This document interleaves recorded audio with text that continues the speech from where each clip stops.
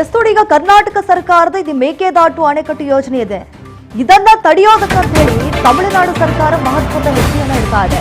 ಮೇಕೆದಾಟು ವಿರೋಧಿಸಿ ನಿರ್ಣಯ ಕೈಗೊಂಡ ಕಾಂಗ್ರೆಸ್ ಸರ್ಕಾರ ಕರ್ನಾಟಕದ ಯೋಜನೆಗೆ ತಮಿಳುನಾಡು ಕಾಂಗ್ರೆಸ್ ಖ್ಯಾತೆ ತೆಗೆದುಬಿಟ್ಟಿದೆ. ಮೇಕೆದಾಟು ವಿರುದ್ಧ ಕಾನೂನು ಸಮರಕ್ಕೆ ಒತ್ತಾಯ ಮಾಡ್ತಾ ಇದ್ದಾರೆ.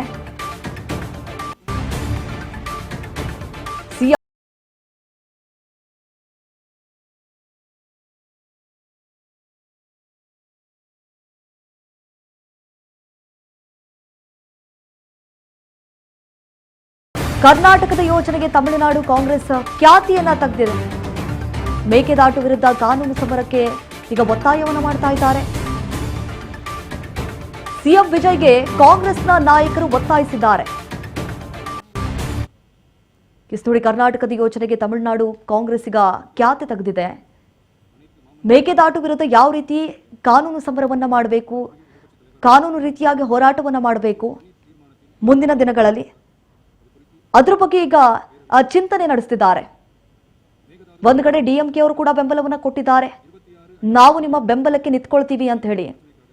ಆದ್ರೆ ನಮ್ಮ ಕರ್ನಾಟಕದಲ್ಲಿ ಆಗ್ತಾ ಇರುವಂತಹ ತೊಂದರೆಗಳು, ಸಮಸ್ಯೆಗಳು, ರೈತರಿಗೆ ಅವ್ರಿಗೆ ನೀರು ಬಿಟ್ಬಿಟ್ರೆ ನಮಗೆ ಕಷ್ಟ ಆಗುತ್ತೆ ಮುಂದಿನ ದಿನಗಳಲ್ಲಿ. ಹೇಳಿ ಕೇಳಿ ಮುಂಗಾರು ಮಳೆ ಸರಿಯಾಗಿ ಆಗ್ತಾ ಇಲ್ಲ, ಇದನ್ನೇ ನಂಬ್ಕೊಂಡು ನಾವು ಜೀವನವನ್ನ ನಡೆಸ್ತಾ ಇದ್ದೀವಿ. ಅಂಥದ್ರಲ್ಲಿ ಈಗ ತಮಿಳುನಾಡು ನೀರು ಕೇಳಿಬಿಟ್ರೆ ನಾವು ಹೇಗೆ ಕಳಿಸ್ಕೊಡ್ಬೇಕು? ಮುಂದಿನ ದಿನಗಳಲ್ಲಿ ಈ ಒಂದು ವಿಚಾರ ಏನಿದೆ ಯಾವ ಸ್ವರೂಪವನ್ನು ಪಡೆದುಕೊಳ್ಳುತ್ತೆ?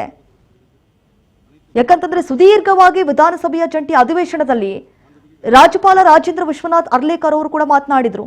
ಯಾವುದೇ ಕಾರಣಕ್ಕೂ ಮೇಕೆದಾಟು ಡ್ಯಾಂ ನಿರ್ಮಿಸಲು ಬಿಡುವುದಿಲ್ಲ ಅಂತ ಹೇಳಿಬಿಟ್ಟಿದ್ದಾರೆ. ಈಗ ವಿಜಯ್ ನೇತೃತ್ವದ ಸರ್ಕಾರ ಮೇಕೆದಾಟು ಯೋಜನೆ, ಆ ಒಂದು ಯೋಜನೆಗೆ ಈಗ ಅಡ್ಡಗಲ್ ಹಾಕಬೇಕು ಅಂತ ಹೇಳಿ ಮುಂದಾಗ್ಬಿಟ್ಟಿದ್ದಾರೆ. ಇದಕ್ಕೆ ಕರ್ನಾಟಕ ಸಿಎಂ ಡಿಕೆ ಶಿವಕುಮಾರ್ ಅವರು ಅಷ್ಟು ಸುಲಭವಾಗಿ ಒಪ್ಕೊಂಡು ಬಿಡ್ತಾರ?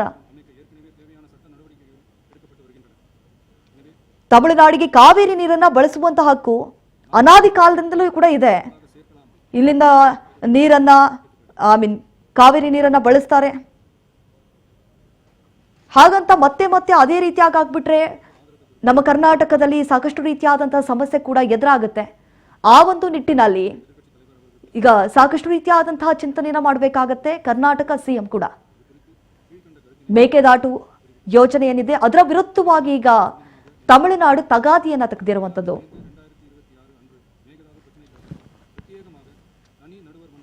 ವಿಜಯ್ ಸರ್ಕಾರದ ಮಿತ್ರ ಪಕ್ಷವಾಗಿರುವಂತಹ ಕಾಂಗ್ರೆಸ್ ಅವ್ರ ಜೊತೆ ಚರ್ಚೆ ಮಾಡಿ ತದನಂತರ ಯಾವ ನಿರ್ಧಾರಕ್ಕೆ ಬರ್ತಾರೆ ಅನ್ನೋದನ್ನ ಕಾದ್ ನೋಡ್ಬೇಕಾಗಿದೆ.